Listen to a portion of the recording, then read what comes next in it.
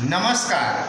आइए जानते हैं भारतीय परिषद अधिनियम 1909 के बारे में।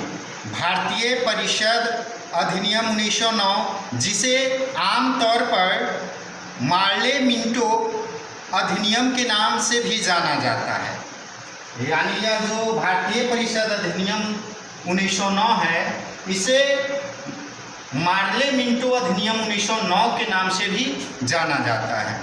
तत्कालीन भारत सचिव और वायसराय लॉर्ड मिंटो ने मिलकर, यानी कहने का मतलब है कि तत्कालीन जो भारत सचिव मोर्ले और वायसराय लॉर्ड मिंटो थे, तो दोनों ने मिलकर एक प्रस्ताव तैयार किया ताकि ब्रिटिश नीतियों को भारत में कार्यान्वित किया जा सके, और इसे ही आमतौर पर भारतीय परिषद अधिनियम 1909 या मार्ले मिंटो अधिनियम के नाम से आमतौर पर जाना जाता है।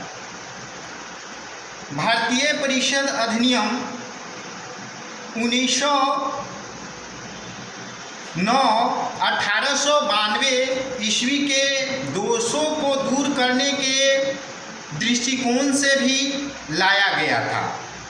यानी कि जब 1892 के अधिनियम के बारे में सुरेंद्र नाथ बनर्जी ने कहा था कि यह अधिनियम भारत में संसदीय व्यवस्था की नींव में एक मील का पत्थर साबित होगा। इसी के बाद इस अधिनियम में जो भी दोष था उसे दूर करने के लिए और ब्रिटिश सरकार ने जो भी रणनीतियां तैयार की थी उसको कार्यान्वित करने के लिए ही इस अधिनियम को भारत में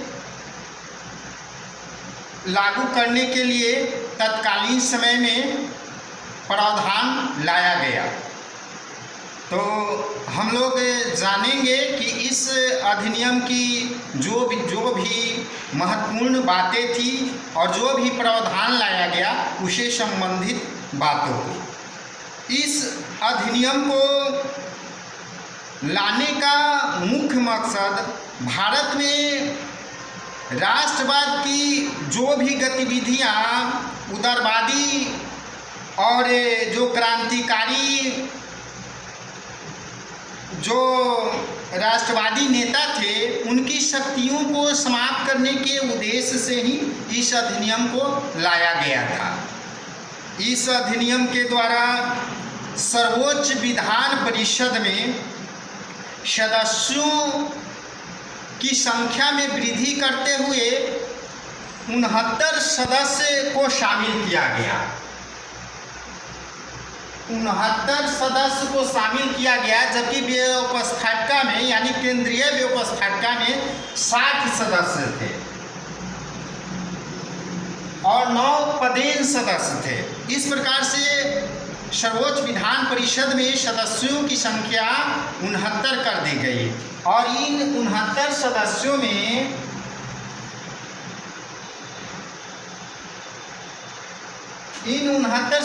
में 37 सदस्य सरकारी और 32 सदस्य गैर सरकारी थे। 32 सदस्य गैर सरकारी थे और इन 32 सदस्यों में 5 सदस्य वायसराय द्वारा मनोनीत होते थे, नामजद होते थे।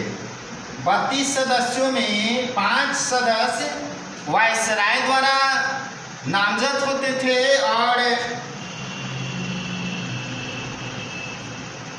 27 सदस्य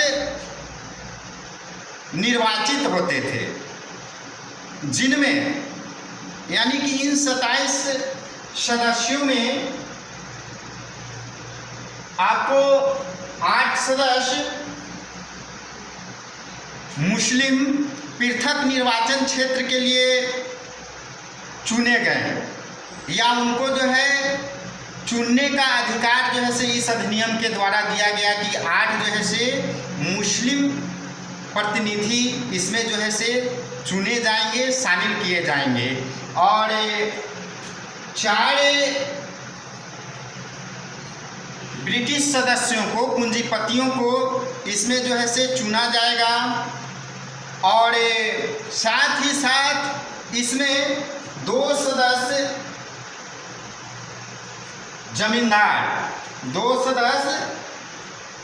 जमींदार रहेंगे और बाकी के जो 13 सदस्य रहेंगे वो सामान्य रूप से निर्वाचित होंगे। इस प्रकार से जो भी सदस्य थे उनका विभाजन किया गया था और साथ ही साथ बम्बई, मद्रास, बंगाल और उत्तर प्रदेश के प्रेसिडेंसी के लिए 50 सदस्यों को रखा जा सकता था। 50 सदस्यों को रखा जा सकता था, जबकि छोटे प्रांतों में उनकी संख्या 30 कर दी गई।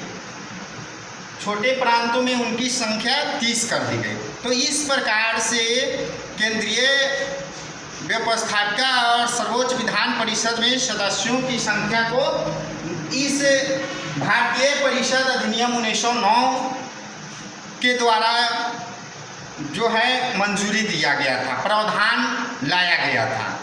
अब जानते हैं कि इस अधिनियम की एक जो और जो ब्रिटिश सरकार की जो नीति थी, फूट डालो शासन करो, उसी के आधार पर क्या किया गया कि इस अधिनियम के द्वारा पृथक निर्वाचन प्रणाली की शुरुआत की गई।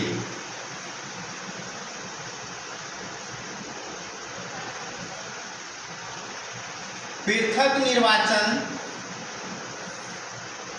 या सांप्रदायिक निर्वाचन प्रणाली को जो है से मंजूरी दिया गया और हिंदू मुस्लिम एकता को समाप्त करने का जो है से ब्रिटिश सरकार द्वारा भरपूर प्रयास किया गया। विधान परिषदों में जो निर्वाचन प्रणाली लागू की गई उसके द्वारा सांप्रदायिकता को बढ़ावा दिया गया भारत में, ताकि राष्ट्रवादी एकता को कमज़ोर किया जा सके। ये ब्रिटिश सरकार की जो है से एक बहुत सोची समझी साजिश थी, ताकि भारत में सांप्रदायिकता को बढ़ावा देकर देश की एकता को कमज़ोर कर दिया जाए या समाप्त कर दिया जाए। इस अधिनियम द्वारा विधान परिषदों में निर्वाचन प्रणाली को लागू किया गया।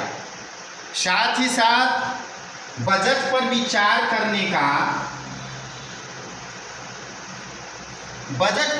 करने का प्रावधान जो है से लाया गया है। इसमें बजट पर विचार कर सकते थे, पहले से भी बजट पर उनको जो है से 1892 के अधिनियम में बजट पर लाने का जो सुझाव दिया गया था, उसके अंतर्गत बजट पर भी जो है से विचार लाया जा सकता था। पूरक प्रश्न पूछने का अधिकार दिया गया, प्रश्न भी पूछ सकते थे।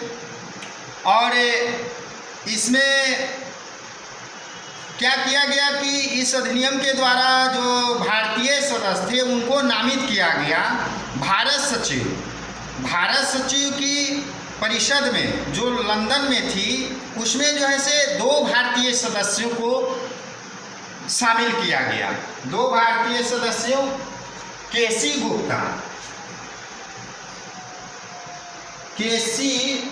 गुप्ता और एक और सदस्य सैयद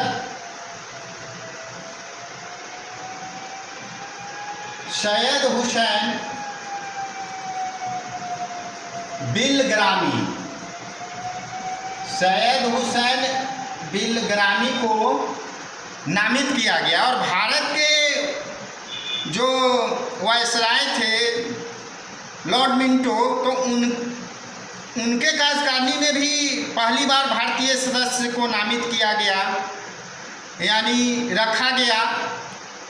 सत्येंद्र सिन्हा को प्रथम भारतीय सदस्य के रूप में जो है से वायसराय के कार्यकारिणी में शामिल किया गया। सत्येंद्र सिन्हा को इसमें शामिल किया गया और इस प्रकार से भारतीय सदस्यों को शामिल किया गया। और जो निर्वाचन की प्रणाली थी, तो 3 आधार पर निर्वाचन किया गया। 3 आधार पर निर्वाचक मंडल को मंजूरी दिया गया इस अधिनियम के द्वारा। और इसमें मत देने का अधिकार उनको प्राप्त हुआ जिनकी वार्षिक आय 15,000 रुपये थी। जिनकी वार्षिक आय 15,000 रुपये थी, उनको जो है से मत देने का अधिकार दिया गया। और साथ ही साथ उनको भी मत देने का अधिकार प्रदान किया गया जो लगान के रूप में 10,000 रुपये देते थे। सरकार को लगान के रूप में जो 10,000 रुपये देते थे। तो इस आधार पर यह जो है से मत देने का आधार बनाया गया। और बंगाल में नवाब को मत देने का अधिकार मिला। और इस आधार पर बंगाल में शुरू किया गया कि जो राजा और नवाब होंगे वही जो है से मत देंगे। और इस अधिनियम द्वारा जो क्रांतिकारी गतिविधियां थी उसे समाप्त करने के लिए ब्रिटिश सरकार ने अपना हर संभव प्रयास किया। अब है कि इस अधिनियम पर और अन्य यदि बातें करते हैं तो बम्बई का जो गवर्नर था वाटर फ्रेर, उसने कहा कि सरकार और काउंसिलों की तुलना उसने दरबार में एक सम्राट के साथ किया। और सांप्रदायिक निर्वाचन मंडल जो था, जो आधार बनाया गया सांप्रदायिक और पृथक निर्वाचन सांप्रदायिकता को देखते हुए, तो उसको भारतीय राष्ट्रीय कांग्रेस ने अस्वीकृत कर दिया। भारतीय राष्ट्रीय कांग्रेस ने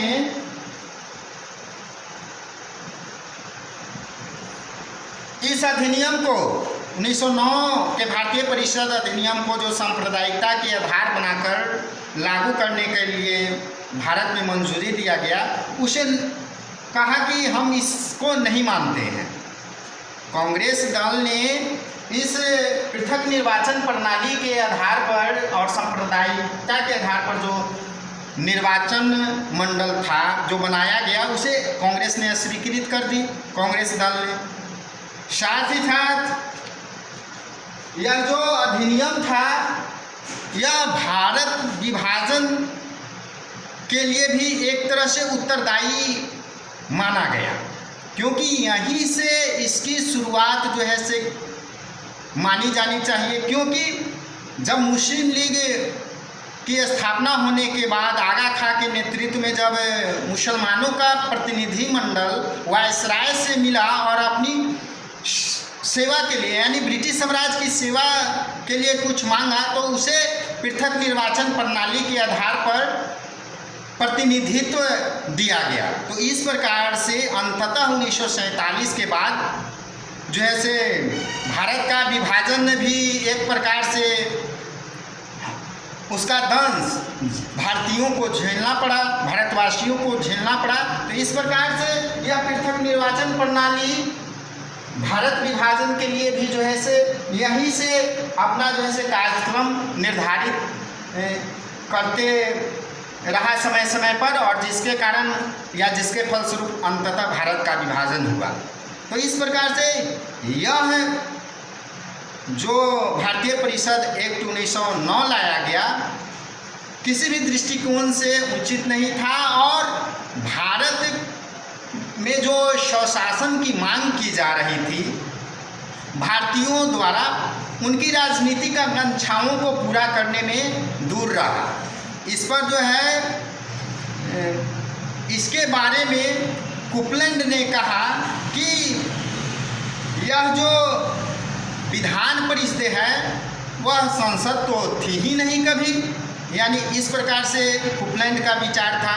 पंडित जवाहरलाल ने कहा था इस पर कि मुसलमानों को यह यह अधिनियम मुसलमानों के इर्द गिर्द ही रहा और राजनीति का बाढ़ उनके समक्ष लगा दिया गया और शेष भारत से उनको काट दिया गया।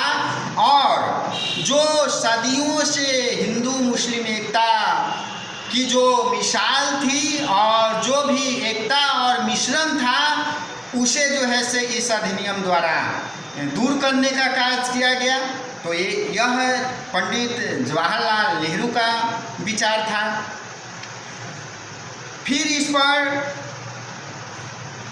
मोंटफोर्ट की रिपोर्ट के द्वारा कहा गया, मोंटफोर्ट